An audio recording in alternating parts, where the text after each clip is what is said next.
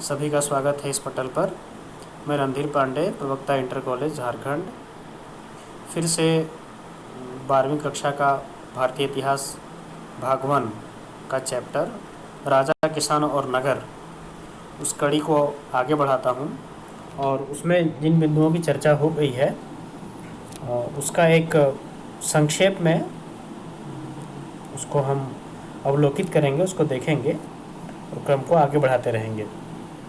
हम लोगों ने महाजनपद की विशेषताएं, महाजनपद कितने होते हैं, मगध राज्य क्यों प्रसिद्ध था, उसकी बात हम लोगों ने कर ली थी।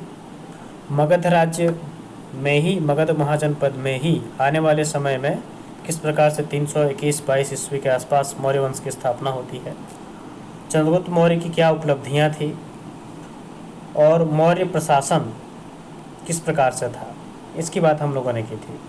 हमारा सेंटर ही रहता है कि परीक्षा से संबंधित जिस प्रकार के प्रश्न पूछे जाते हैं उसकी प्रकृति किस तरह से होगी, उसका नेचर क्या होगा, और जितने मार्क्स मिलेंगे या जितने मार्क्स उसमें रहेंगे उसके अकॉर्डिंग हम कितना अच्छा अपने उत्तर को लिख पाएंगे। इसकी शैली भी हमें डेवलप करनी है, इसकी कुशलता भी अपने आप में हमें विकसित करनी है। इसको ध्येय रख करके, इसे उद्देश्य बना करके मैं अपने अध्यापन शैली में कुछ न कुछ ऐसे क्रियाकलापों को ऐड करता रहता हूँ। उसको और आगे बढ़ाते हैं। जो दूसरा इसका पाठ में ही हम देखते हैं कि राजा, किसान और नगर। तो किसान और नगर की बात हम लोग आज करेंगे, साथ ही साथ सिक्के और अभिलेख, इनकी क्या उपयोगिता है या इनसे किस प्रकार के प्रश्न पूछे जाते हैं, इसकी हम चर्चा करेंगे। तो आइए हम लोग आगे बढ़ते हैं। किसान के विषय में जानते हैं।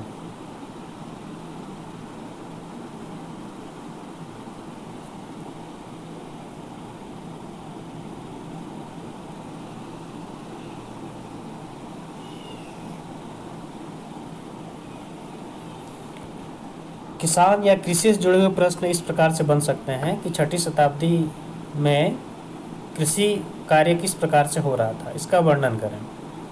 ये बहुत होगा तो 2 या 3 नंबर के क्वेश्चन हो सकते हैं, ऐसे पूछे जा सकते हैं। तो उसके कुछ बिंदु हैं जिस पर गौर करना है। कृषि करने वाले किसान से राज्य को बहुत अधिक लाभ होता था, क्योंकि कर के रूप में उसे किसानों को राज्य को देना पड़ता था, चाहे वह फसल के रूप में दे, अनाज के रूप में दे, चाहे ऐसे दे।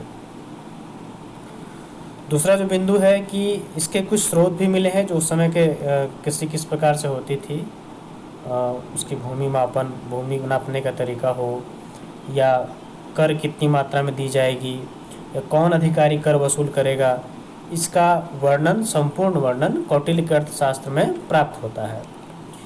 कृषि इसलिए भी संभव हो पाया 6ठी शताब्दी में या छठी ईसा पूर्व से 600 ईस्वी के बीच, क्योंकि जो भी शासन क्षेत्र थे या जो राज कर रहे थे उनका क्षेत्र ही था गंगा घाटी का क्षेत्र, और दक्षिण में कावेरी घाटी, कावेरी नदी और गंगा नदी, इन दोनों नदियों के किनारे या इन दोनों नदियों के इर्द गिर्द बसे होने के कारण राज्य के लिए आसानी से उपजाऊ भूमि उपलब्ध थी और सिंचाई के साधन भी थे, जिस वजह से फसल अत्यधिक मात्रा में उपजाया जा सके। इसी समय 6ठी शताब्दी में ही जो पहले से पत्थर या लकड़ी का इस्तेमाल किया जाता था हल इत्यादि में, उसके स्थान पर अब लोहे का आविष्कार हो गया था और लोहा का प्रयोग किया जाने लगा था, जिससे कि कम श्रम में आसानी से अधिक बड़े क्षेत्र में जुताई की जा सकने लगी, इसलिए उत्पादन बढ़ाया जा सका। एक और ख़ास बात इस समय हमको दिखाई देता है कि राजाओं ने सिंचाई के लिए प्रबंध भी किया था। एक तो प्राकृतिक साधन थे ही, कुआं, तालाब, नदी इत्यादि, साथ ही साथ कुछ कृत्रिम झील भी बनाए गए थे, जिसमें एक प्रमुख नाम लिया जाता है चंद्रगुप्त मौर्य का, जिसने गिरनार में सुदर्शन झील बनाया था, जिसका लक्ष्य था कि सिंचाई के लिए साधन उपलब्ध कराया जाए किसानों को। मौर्य काल में ही देखेंगे कि कुछ जो बौद्ध धर्म से जुड़े हुए क्षेत्र थे, विशेष क्षेत्र थे, वहाँ रियायत भी दिया गया था, जहाँ कर कम मात्रा में वसूला जाता था। 6ठी शताब्दी के किसानों के कई प्रकार हमें दिखाई देते हैं। जब गुप्त का काल आता है, चौथी शताब्दी या ईस्वी, उस समय हम देखते हैं कि कृषक दो तीन तरह से हमें दिखाई देता है गाँव में। एक जो किसी दूसरे के यहाँ जाकर के काम करता है, भूमिहीन कृषक जिसके पास अपनी भूमि नहीं है। एक खेतिहर कृषक जो स्वयं अपने लिए खेती करता है, वो स्वतंत्र होता है। इस प्रकार की भूमिहीन और स्वतंत्र कृषक, इसकी बात हम लोगों ने मेसोपोटामिया सभ्यता में भी पढ़ा था। गांव में ही जो किसानों से जुड़े हुए जो वर्ग थे और जिसका किसानों के जीवन में प्रत्यक्ष प्रभाव पड़ रहा था, वे थे मुखिया, जमींदार और साउथ में, दक्षिण में बेल्लार, जो बहुत बड़े भूमि का मालिक होते थे। तो इस प्रकार से कृषि से जुड़े हुए यदि प्रश्न आते हैं तो इसी प्रकार से उत्तर लिखना है। 2 नंबर के होते हैं, ये जो मैंने अभी बताया ये पर्याप्त है। तो किसान या कृषक के विषय में जब जानकारी देनी होगी तो इससे लिखने से अच्छे मार्क्स मिल सकते हैं और इसी तरह लिखना उचित होगा। क्रम को आगे बढ़ाते हैं। अगला जो हमारा इससे प्रश्न पूछा जाता है किसानों से जुड़ा हुआ या भूमि से जुड़ा हुआ, वो होगा अग्रहार। अग्रहार शब्द से आप क्या समझते हैं? ये एक ऐसा शब्द है जिसका प्रयोग हमेशा दान के लिए होता था। दान अन्न के रूप में, वस्तुओं के रूप में दी जाती थी। लेकिन जब दक्षिण भारत का हम इतिहास पढ़ते हैं, सातवाहन वंश का, उस समय हमें दिखाई देता है कि दान भूमि के रूप में भी दी जाने लगी। और वही दान प्रथा उत्तर भारत में गुप्त काल के समय में प्रचलित होता है, गुप्त काल के समय में हमें दिखाई देता है। इसका पहला जो हमें इधर उत्तरी भारत में वर्णन दिखाई मिलता है वह है प्रभावती गुप्ता, चंद्रगुप्त विक्रमादित्य की पुत्री थी, जिसके अभिलेख एक मिले हैं एरण, उसमें इसका जिक्र है, वर्णन है। अग्रहार अर्थात भूमि दान हमेशा ब्राह्मणों को दिया जाता था, भूमिदान की जाती थी। ब्राह्मण, पुरोहित या मंदिर मठ के निर्माण के लिए भी भूमिदान करने की प्रथा प्रचलित थी। इसके लाभ भी हुए और नुकसान भी हुए। लाभ तो यह हुए कि किसी खास वर्ग को भूमि पर कर वसूलने का, शासन करने का हर प्रकार का अधिकार मिल गया। हानि यह हुई कि जब भूमि पर राजा का कर वसूलने का, शासन करने का अधिकार नहीं रहा तो उससे जिसके पास अधिक भूमि होती थी वही धीरे धीरे सामंत के रूप में प्रकट होने लगा और छोटे छोटे, एक बड़े साम्राज्य में छोटे छोटे राज्यों का उदय हो गया, जिसके कारण राजा की केंद्रीय शक्ति या राजा के पास जो अथाह शक्ति थी वो अब सामंतों के बीच चली गई, सामंतों का उदय हो गया। तो इस तरह से अग्रहार के विषय में लिख सकते हैं। ये बहुत होगा तो 2 नंबर का प्रश्न आता है, तो इस तरह से लिख दोगे तो अच्छा मार्क्स मिलेगा। आगे चलते हैं। अब प्रश्न आता है नगर। 6ठी शताब्दी के नगरों की प्रमुख विशेषताओं का वर्णन कीजिए। नगर हमने सिंधु घाटी सभ्यता में भी देखा था। महानगर या नगर इसलिए भी खास होता है क्योंकि वहाँ संसाधन बहुत अधिक मात्रा में पाए जाते हैं। संसाधन कहने का मतलब कि व्यापारियों का वर्ग होगा, वहाँ राजा के बहुत अधिक वहाँ नियंत्रण होता है, व्यापार इत्यादि कार्य बहुत अधिक मात्रा में होते हैं, शिल्पकार की मौजूदगी होती है। कृषि के बजाय व्यापार को ही वहाँ प्रमुख व्यवसाय माना जाता है, बनाया जाता है। तो इस प्रकार की जो प्रकृति होती है एक बड़े समूह भूभाग का, उसे हम नगर कहेंगे। उस समय के नगरों की क्या विशेषता होगी? 6ठी शताब्दी में जो नगर पाए जाते थे, पहले के नगर जो छोटे छोटे थे या केवल निर्माण या बड़े बड़े भवन के लिए जाने जा रहे थे, जैसे मोहनजोदड़ो, हड़प्पा, लोथल, कलिबंगा इत्यादि, वो अब समाप्त होने के बाद, क्योंकि उसके ऊपर ही दूसरी सभ्यता का जन्म हो गया था, वैदिक सभ्यता का। आने वाले समय महाजन पद का काल आने के बाद कुछ नगर प्रसिद्ध हुए, जिसमें कि कौशाम्बी, तक्षशिला, उज्जैनी, काशी, मथुरा इत्यादि के नाम लिए जा सकते हैं। नगर को इसलिए अधिक विशेष महत्व दिया गया था क्योंकि वह व्यापारिक मार्ग पे होते थे। नगर का विकास व्यापारिक मार्ग पे होने के कारण आसानी से व्यापारियों के लिए ठहराव और वस्तुओं का व्यापार संभव हो पाता था। और सारे संसाधन उपलब्ध थे, या हो सकता है बंदरगाह उपलब्ध हो, सड़कें अच्छी हो, सुरक्षा डकैत इत्यादि से मतलब जो लूटपाट होता था उससे बचाने के लिए वहाँ अधिकारी नियुक्त हो, जैसे मौर्य काल में किया गया था। मेगस्थनीज इसका वर्णन करता है, या गुप्त काल में अधिकारियों की नियुक्ति की गई थी। इस प्रकार के जो व्यवस्थाएं थी उससे जुड़े हुए मार्गों पर ही नगरों का विकास हो रहा था। उसमें पाटलिपुत्र, उज्जैनी का नाम हम, या दक्षिण में पुहार का नाम ले सकते हैं। व्यापार हमारे यहाँ दो तरह से होता था, स्थल मार्ग और जल मार्ग से। 6ठी शताब्दी में अंतर्राष्ट्रीय व्यापार होने लगे, या उस वैसा संभव हो पाया राजाओं की मदद से, या यात्रियों का लगातार यहाँ आने से, भारत में आने से उससे संभव हो सका, संपर्क उनका बढ़ा, संचार की सुविधाएं बहुत अधिक हो गई, अन्य जगहों से, अन्य अंतर्राष्ट्रीय स्तर पे व्यापार किया जाने लगा। जैसे कि हम देखते हैं कि पश्चिम दिशा में अरब सागर को पार कर करके अफ्रीका, पश्चिम एशिया इत्यादि जगहों में जा करके व्यापार किया जाता था। तक्षशिला पश्चिम क्षेत्र का बहुत बड़ा व्यापारिक केंद्र था, वहाँ एक विश्वविद्यालय भी बाद में होता है, जिसमें हम देखते हैं कि कौटिल्य, चंद्रगुप्त मौर्य इत्यादि वहाँ अध्ययन करते हैं। दूसरा जो था पूर्वी दिशा की ओर, जहाँ बंगाल की खाड़ी पड़ती है, उसको क्रॉस करके पश्चिम एशिया पार करके, पश्चिम एशिया नहीं सॉरी, चीन, दक्षिण पूर्व एशिया इत्यादि को जाता था। और इसका केंद्र बिंदु ताम्रलिप्ति होता था, ताम्रलिप्ति बंदरगाह। ताम्रलिप्ति बंगाल में पड़ता है। इस बंदरगाह के माध्यम से ही आने वाले समय में देखेंगे, जब कुषाण वंश का शासन होता है उस समय सिल्क मार्ग का निर्माण होता है, जिससे कि आसानी से वस्त्र का निर्यात आसानी से किया जाता है, या चीनी मिट्टी के बर्तन चीन से आसानी से लाए जाते हैं। कुछ नगर इसलिए भी और प्रसिद्ध थे क्योंकि वो शिक्षा के केंद्र थे, जैसे कि तक्षशिला, काशी, नालंदा। नालंदा में एक विश्वविद्यालय की स्थापना भी की गई थी। तो बौद्ध शिक्षा का केंद्र नालंदा, यहाँ पर कुमारगुप्त ने एक विश्वविद्यालय की स्थापना की थी। तक्षशिला मैंने ऊपर बताया भी कि चंद्रगुप्त मौर्य, कौटिल्य इत्यादि ने अध्ययन किया था तक्षशिला विश्वविद्यालय में, तक्षशिला में। काशी संस्कृत शिक्षा के लिए जाना जाता था। तो ये नगरों की एक विशेषता थी। नगरों में ही हम देखते हैं कि बहुत सारे अभिलेख हमें प्राप्त होते हैं। उन अभिलेखों से हमें ज्ञात होता है कि भूमिदान किस स्तर पे किया जाता था, या भूमिदान से जुड़े हुए जो भी अधिकार थे उसका वर्णन हमें अभिलेखों के माध्यम से प्राप्त हो जाता है।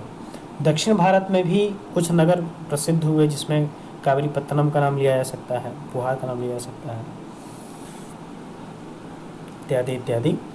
तो बंदरगाहों के साथ साथ कुछ नगर वहाँ दक्षिण भारत में अंतर्राष्ट्रीय व्यापार के लिए भी एक उसमें भूमिका निभाते थे, जिसमें कि कावेरीपत्तनम का नाम लिया जाता है, जहाँ से बहुत सारे ऐसे प्रमाण मिले हैं जिसके आधार पर इतिहासकार यह बताते हैं कि इनका यहाँ से ही रोमन साम्राज्य के साथ व्यापार होता था, और व्यापार का सामान मसाला, कपड़ा, जड़ी बूटी इत्यादि, काली मिर्च इत्यादि होते थे। गुप्त काल में कुछ ऐसे ही प्रमाण मिलते हैं कि नगरों में व्यापारियों का अपना संगठन भी बन गया था। वे संगठन श्रेणी के रूप में जाने जाते थे, और उन श्रेणियों में सिक्कों अपने सिक्के चलाने का अधिकार दिया गया था, या वो श्रेणी ही यह तय करते थे कि उनमें किस प्रकार से शासन होगा, या कह सकते हैं कि वे श्रेणी ही दान करके कुछ मठ मंदिर इत्यादि बनवा देते थे।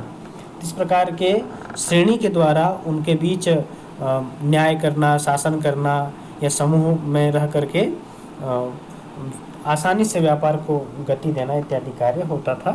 तो श्रेणियों का निर्माण भी नगरों में हमें गुप्त काल के समय में दिखाई देते हैं। तो ये जो 5-7 पॉइंट हैं, इससे हम नगरों की मुख्य विशेषताओं को समझ सकते हैं, या नगर किस प्रकार से थे, या नगरों में जनसंख्या किस प्रकार से निवास कर रही थी, या नगरों में कौन कौन से ऐसे उद्योग चल रहे थे, उसकी चर्चा मैंने कुछ बिंदुओं के माध्यम से की है। इस प्रकार से उत्तर लिख देने से यदि ये प्रश्न 2 नंबर का, या बहुत होगा तो 3 नंबर का प्रश्न होगा, तो एक अच्छा उत्तर माना जाएगा ये। धन्यवाद। तो इस तरह से ये है। अब अगले पक्ष की ओर हम लोग चलते हैं।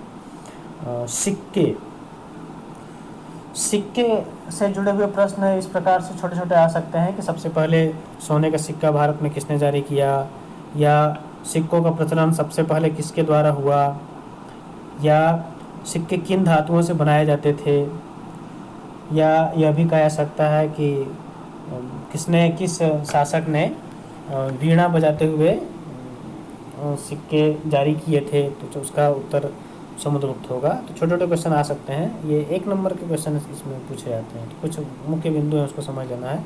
इतिहासकार राजा के सिक्कों से धातु का प्रयोग जिस तरह से होता था, उससे यह भी ज्ञात होता था, पता चलता था कि राज्य समृद्ध है या इसकी अर्थव्यवस्था कमज़ोर है। क्योंकि यदि महंगे धातु का प्रयोग होगा, सोने चांदी इत्यादि का, तो उससे पता चलेगा कि यहाँ सोने चांदी से ये संपन्न थे। साउथ में सातवाहनों ने शीशे के सिक्के भी चलाए, जिसका मैंने दिया है वर्णन नीचे।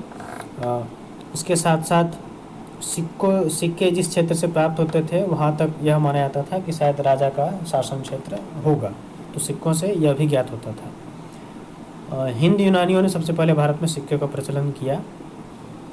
कुषाण वंश के समय में चांदी के सिक्के अत्यधिक मात्रा में चलाए गए थे। ये छोटे छोटे क्वेश्चन बनते हैं इस तरह से। गुप्त काल में सबसे अधिक स्वर्ण सिक्के चलाए गए, ये भी प्रश्न आ सकता है कि सबसे अधिक स्वर्ण सिक्के किस वंश के समय में प्रचलित हुआ था। इसका उत्तर हुआ गुप्त काल। सिक्कों पर देवी देवताओं के चिन्ह भी प्राप्त होते हैं, उसमें समुद्रगुप्त का नाम लिया जा सकता है, कनिष्क का नाम लिया जा सकता है। सबसे प्राचीन सिक्के को क्या कहा जाता है, ये पिछले साल के क्वेश्चन में पूछा गया है, जो इंटर का जो फाइनल ईयर का एग्जाम हुआ था उसमें पूछा गया था। इसका उत्तर होगा आहत सिक्का।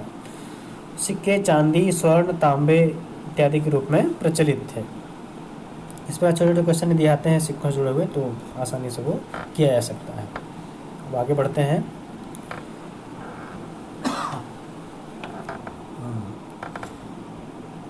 अभिलेख एक और बिंदु है इस चैप्टर का। अभिलेख से क्या समझते हैं, ये 2 नंबर के प्रश्न इससे पूछे जाते हैं कि अभिलेख का क्या अभिप्राय है, या अभिलेख का क्या महत्व है। अभिलेख 2-3 अभिलेखों का नाम बताइए, इस प्रकार के प्रश्न आते हैं। तो अभिलेख राजाओं के द्वारा लिखवाए जाते थे, और वो अक्सर अभिलेख जो है हमें पत्थरों पर, मंदिर के दीवारों पर, या ताम्रपत्र, तांबे के पत्र होते थे उस पर लिखे हुए मिलते हैं। अभिलेख उकेर करके, पत्थरों को काट करके उसमें ऐसा अक्षर इत्यादि दिया जाता था। कुछ चित्र भी अभिलेख में हमें दिखाई देते हैं। अभिलेख इतिहासकारों के लिए इसलिए चुनौती वाला विषय रहता है क्योंकि उसमें जो भाषा होती है या लिपि होती है वह स्पष्ट नहीं हो पाती है, और इसलिए इसमें जैसे चैप्टर में दिया भी है कि अशोक का अभिलेख जो है उसको पढ़ने में कई वर्ष लग गए थे। अंतिम में 1837 में जेम्स प्रिंसेप को सफलता मिली थी। तो अशोक के अभिलेख को सर्वप्रथम किसने पढ़ा, उसका उत्तर होगा जेम्स प्रिंसेप।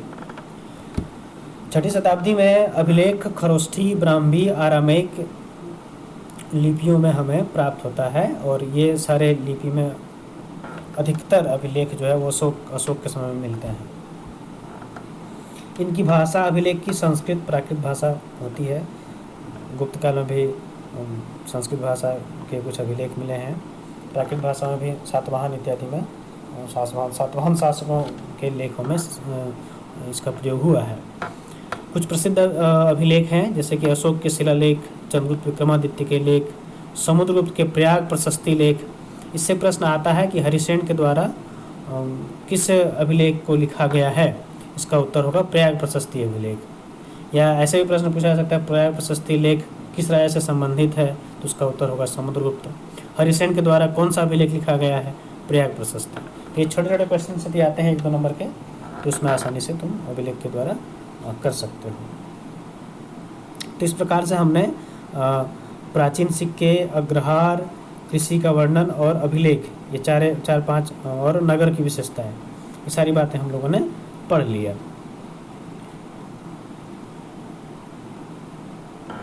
आज हम लोगों ने इस चैप्टर को समाप्त कर दिया, जिसमें कि जो हमारा मुख्य बिंदु रहा नगर, किसान, अभिलेख और सिक्के। अब आने वाला जो चैप्टर होगा इसमें हम यह देखेंगे कि महाभारत के समय में उस समय का सोसाइटी, समाज या वर्ण व्यवस्था, स्त्रियों की दशा या आश्रम व्यवस्था वो किस प्रकार से कार्य कर रहे थे, कुछ संस्थाओं के द्वारा उसका जीवन में क्या प्रभाव रहता है, इन सब चर्चाओं को हम लोग अगले कक्षा में पढ़ेंगे। जो भी समस्या हो, दिक्कत हो, उसको बेझिझक कमेंट के द्वारा पूछ सकते हो या संपर्क के द्वारा बात कर सकते हो।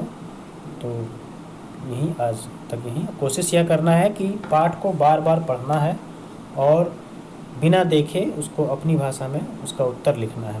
जो प्रश्न हमने लिखवाए हैं या बताए हैं उसको स्वयं से भी करने की कोशिश करते रहना है।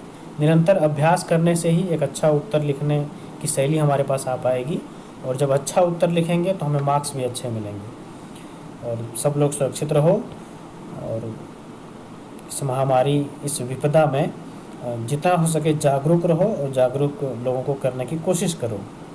धन्यवाद।